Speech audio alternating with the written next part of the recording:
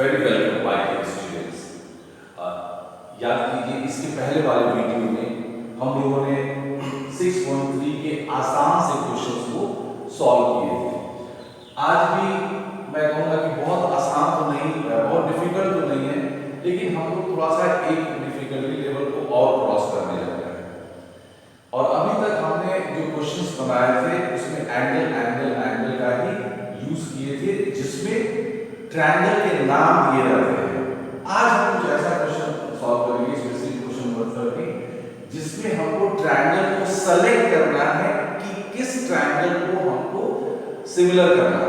चलिए बहुत ज्यादा समय नहीं लेते हुए क्वेश्चन नंबर 6 मैंने नहीं एक्सप्लेन किया था, तो आपके फ्रेंड ने हमसे ये क्वेश्चन पूछा, मैं सोचा कि इसको मैं सबको बता देता हूं। चलिए, इन दिस क्वेश्चन क्या है, given triangle ABC, line DE is joined on AB and AC such that ABE is congruent to triangle ACD। तो हमको प्रूव करना है कि छोटा वाला triangle ABE is similar to बड़ा वाला ट्रायंगल ABC। तो चलिए पहले जो हमारे पास कंडीशन दिया हुआ है उससे हम क्या रिजल्ट फाइंड आउट कर सकते हैं उसको हम डिस्कस करेंगे। Proof triangle ABE is congruent to triangle ACD, it is given। तो इससे आपको क्या मिल गया बच्चों, आपको मिल गया BE is equal to CD या AE is equal to AB, हमको मिल गया AE is equal to AB। एक ट्रिक इसमें है बच्चों, AE और AD दोनों इक्वल है, हम इसको एक्सचेंज भी कर सकते हैं। हम यहाँ पर AD लिख सकते हैं और यहाँ पर AE लिख सकते हैं, दैट मेक नो डिफरेंस। और दूसरा हमारे पास हुआ कि AB is equal to AC, AB is equal to AC। इसका रीजन क्या हुआ यहाँ से यहाँ तक का, इसको क्वेश्चन नंबर 1 मान लेंगे, इसको क्वेश्चन नंबर 2 मान लेंगे। सबका रीजन क्या हुआ, CPCT, corresponding part of congruent triangle। Now equation 1 upon equation 2, चलिए करते हैं। AD upon AB is equal to AE upon AC, AD upon AB and AE upon AC। जैसे ही ये रिजल्ट हमको ऑब्टेन हुआ तो हमको कौन से थ्योरम की याद आ गई।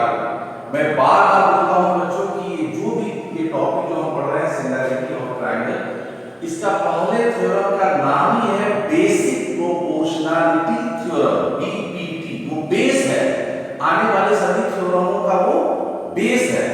तो उसके कन्वर्स में दिया था कि if sides are proportional lines are parallel.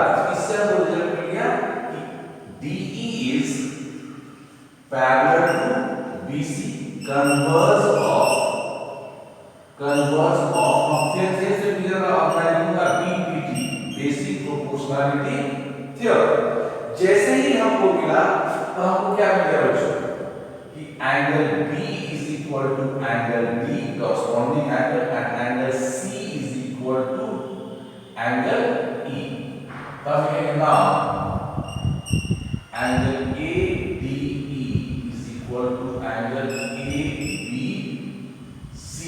and angle AED is equal to angle ACB। ये दोनों का रीजन क्या मैं दे सकता हूं कि ये दोनों क्या हमारे कॉरस्पॉन्डिंग एंगल्स है। अब क्योंकि दो पेयर ऑफ एंगल हमारे पास इक्वल हो गए बच्चों, angle P is equal to angle P and angle P is equal to angle C, we can write here triangle ABE is similar to triangle ABC by AA condition। ये हमारा proof. अब चलिए मैं question number 11 में आता हूं, बिना समय लगाए। इस क्वेश्चन की कंडीशन को हम देखेंगे। तो यहां क्या होगा कि AB is perpendicular on BC and EF is perpendicular on AC। तो हमको प्रूव करना है ABD is similar to ECF तो एक कंडीशन और दिया है बच्चों, AB is equal to AC। मैंने इसके पहले भी आपको एक ट्रिक बताया था। Whenever any condition is given in the question, that condition has some meaning related with the context in that question. उस given facts का उस क्वेश्चन से जरूर कुछ गहरा नाता होता है, कुछ गहरा रिश्ता होता है। मैं बता रहा हूं, उस रिश्ते को ढूंढना है। अब जैसे ही AB is equal to AC दिया, तो हमारे पास ये फैक्ट मिल गया कि angle B is equal to angle C। ये रिजल्ट हमने इस फैक्ट से निकाला।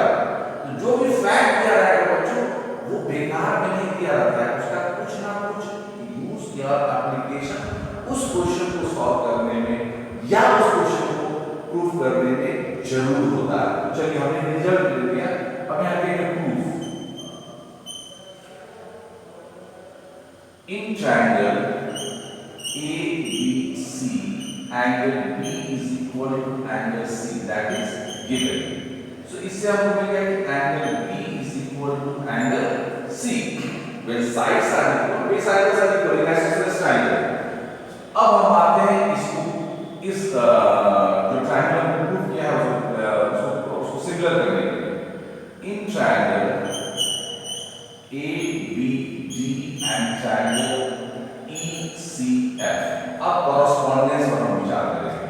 हमने अभी प्रूव किया है बच्चों कि यहाँ पर angle B is equal to angle C, बीच वाला level, angle B is equal to angle C, ये हमने प्रूव कर दिया। अब हमको कम से कम एक कॉरेस्पॉन्डिंग एंगल सर्च करना है जो दोनों में इक्वल हो। अब देखिए, जब मैं बोला हूं ABD और ECF, एक और फैक्ट दिया हुआ है परपेंडिकुलर। तो मैंने बार-बार फिर याद दिलाऊंगा कि जो भी फैक्ट दिया रहेगा उसका एप्लीकेशन होगा। तो यानी कि ABD का एंगल ADB 90 डिग्री हो जाएगा और EFC का एंगल F 90 डिग्री हो जाएगा। यानी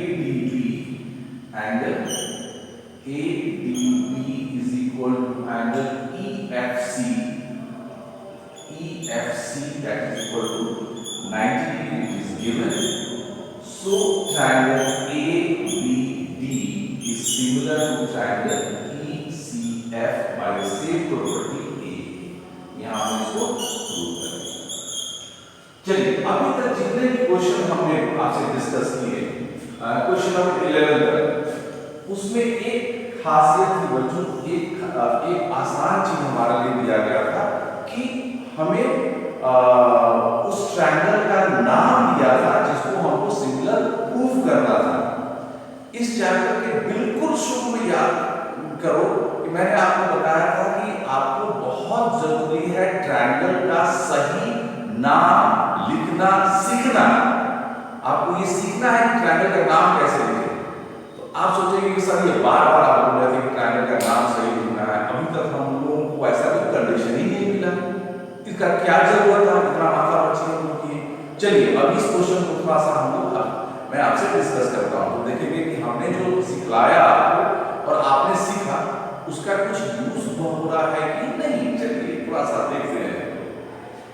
अब इस ट्रायंगल को लेते हैं हम, in triangle ABC given D is a point on BC such that angle ABC is equal to BAC।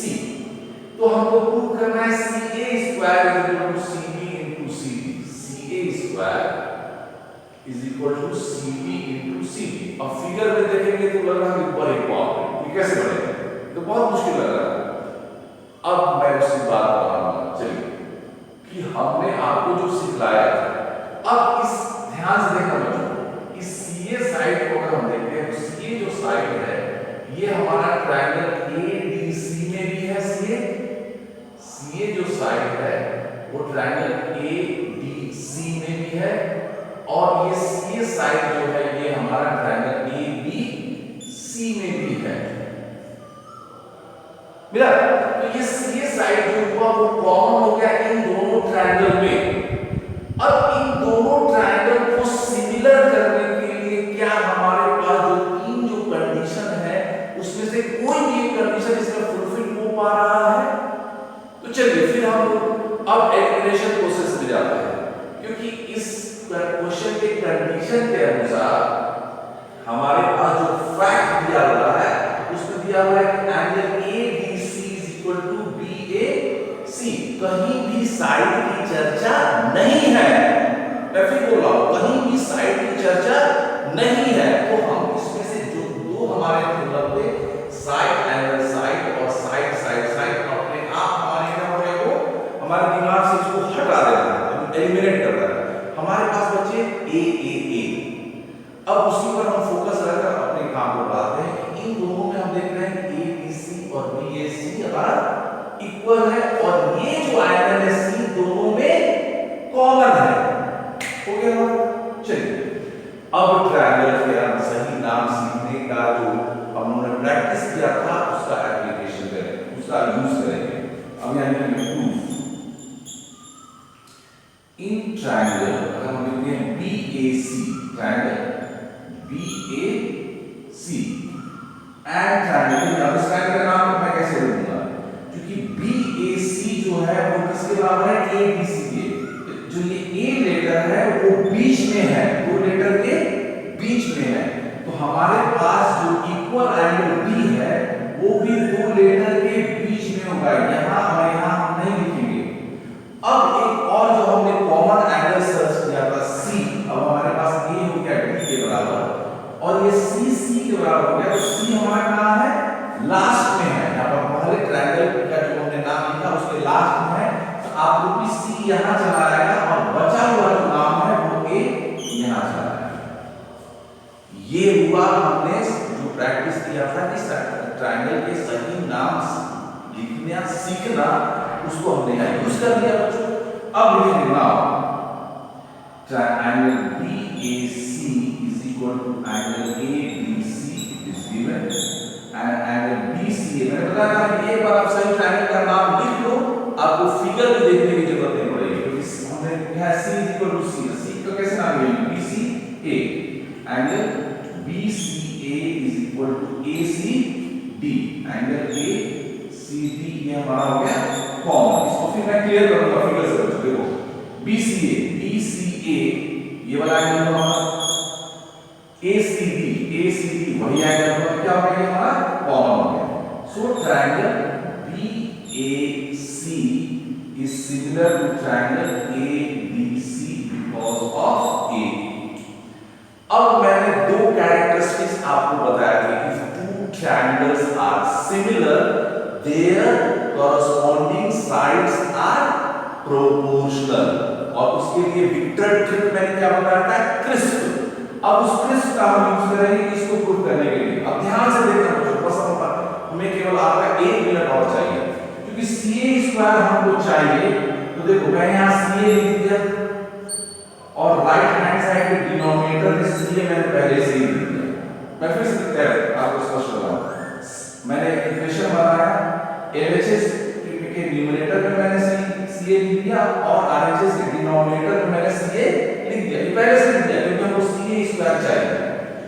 अब जो बाकी कंडीशन है उसको कैसे फुलफिल करेंगे, उसमें जो विक्टर ट्रिक है आपका क्रिस्प, वो काम आएगा। Corresponding sides of similar triangles are proportional. अब ध्यान से देखो बच्चों, यहाँ पर मैंने CA लिया है लास्ट 2 लेटर, यहाँ पर तो डिनोमिनेटर लिया है CA, तो यहाँ पर डिनोमिनेटर में हम लास्ट 2 लेटर लेंगे तो ये हो जाएगा हमारा CD या DC हो जाएगा। तो CD भी हम लिख सकते हैं, DC को कोई अंतर नहीं होगा, क्योंकि मैंने बताया था कि न्यूमरेटर में हम यहाँ पर जिस अगर बाएं तरफ के ट्रायंगल को लिखना है साइड को, तो दाएं साइड के RHS में न्यूमरेटर में हम दूसरे ट्रायंगल के साइड को लिखेंगे। अब यहाँ CA जो है वो किसका पार्ट है, दाएं वाले ट्रायंगल का साइड है। CA में हमारा कौन सा लेटर आ गया, फर्स्ट एंड लास्ट। फिर से मैं कहूंगा राइट हैंड साइड में हम RHS ट्रायंगल के साइड लिख ले रहे हैं। CA हमने यहाँ पाया, मैंने हमने पहले डिसाइड किया था कि कॉमन है, तो CA हमारा हो गया फर्स्ट और लास्ट लेटर। यहाँ पे फर्स्ट और लास्ट लेटर क्या होगा हमारा, BC होगा या CB होगा, ये हो जाएगा CB। किसके कारण, इसके कारण। तो हमारा क्या हो जाएगा, अब से हम कहेंगे CA square is equal to